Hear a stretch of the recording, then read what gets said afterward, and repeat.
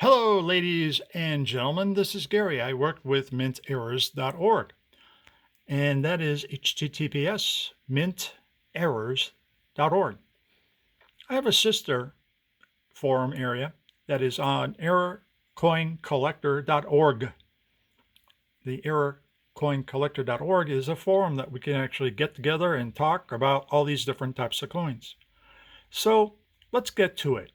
What we're going to talk about a little bit tonight is Lincoln cents. And we're also going to talk about a variety. It's called a variety. Why is it called a variety? We'll explain that here in a second. What we have here is a 1944 S. Looks pretty good, right? Looks like a nice coin. It's magnified underneath the microscope for us to be able to talk about this coin a little bit. We're going to talk about RPMs. What are RPMs? RPMs is a variety where a United States coin, in this case, 1944 Lincoln cent, has a repunched mint mark. That's what RPM stand for, repunched mint mark.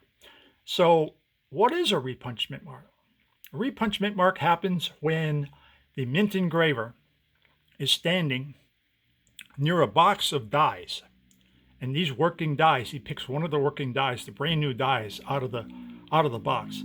And this working die doesn't have the S on it yet. So the S is not there. Just imagine it's not there right now. And the area right below the date, all the way down to the rim area, is open game for him to be able to place that S on that die. Typically, yes, we want to be perfectionists as best we can, but we're human. So he sits it up here, generally in this area, and he takes a small little punch. This punch is like a rod with an S at the end of it. And he lines it up as best he can. He's looking with his visor. It's like a multiplier of 10 or 15. And he makes sure that the S is right side up. And it is, pretty much up and down as best you can get it. Vertical, horizontal, looks like it's all good. And he strikes it with a hammer. So in one hand, he has his punch. The other hand, he has this mallet, and he takes the little punch. Like I said, he just barely touches the surface of that coin, or what he thinks he's touching the surface of that coin. And then he takes that hammer and he strikes it, the punch, leaving a dent or an S into the die. That's why it's punched into the die. That's why it's raised on the coin. So he'll look and he'll go like, oh man, I didn't hit that hard enough. It only left part of an S on that coin or on that die. It's only leave part of an S on the coins. So he stands back for a second and takes that punch and tries to hide the original hit with a secondary, stronger, more, brutal hit. And here you can actually see an RPM. He did this to this particular die. So this working die is put into a machine and it starts hammering blank copper planchets in 1944. And so that working die will work for a period of time until it gets old or has an issue. Then they'll take it out and replace it.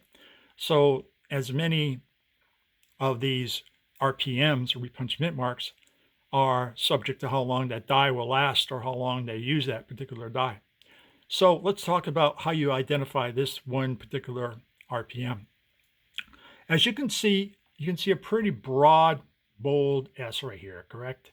Nothing fancy, nothing really there. It's just an S. Look like it's got a trumpet tail, which is like a triangle, almost like a bugle style. They call it a trumpet tail.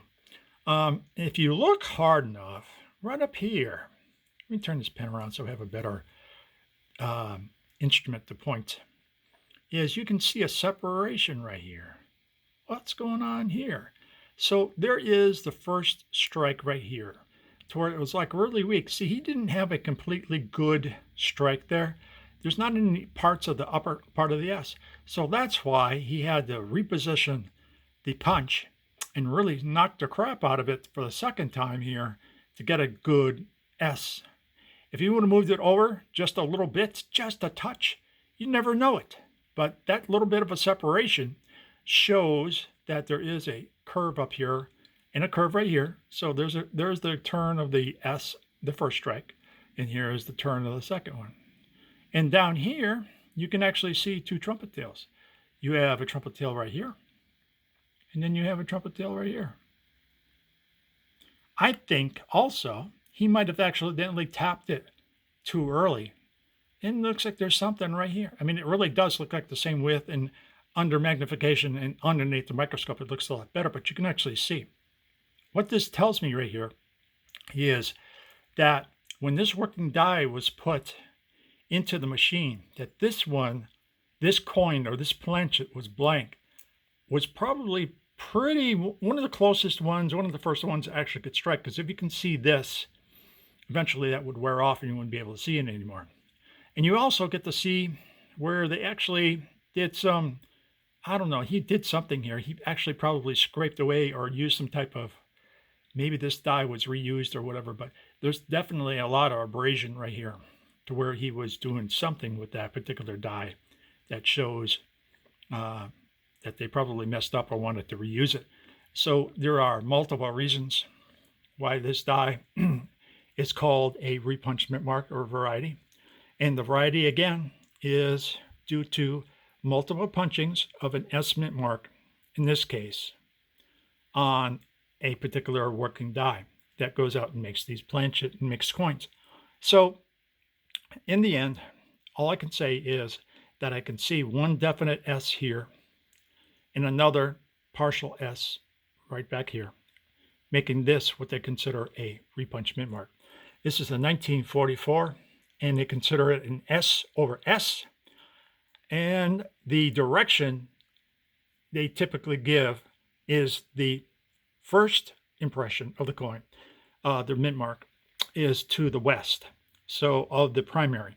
So they would say 1944, S over S, west, because the west was the first actual strike, and it's west of the primary. And I don't know, like I said, this trumpet tail right here, almost perfect size, is just probably an anomaly, but still it looks pretty good. And it tells me that this coin is actually in an early die state because of that. Die states happen early stage, mid stage, and late stage die states. You know, it depends on how worn a particular die is before they remove it from service. Again, this is Gary with minterrors.org. You can actually go to our sister website. It's called errorcoincollector.org. All one word, errorcoincollector.org. And we have a forum up. We just put a forum up, and we're going to go ahead and talk about errors and other things. If you have questions, it's best not to leave them here on YouTube. It's best to bring them on over to errorcoincollector.org. We'll help you out. You can actually upload your photographs, and we can look at them for you and try to get you some help on what you may have, or explain what it is or what it isn't.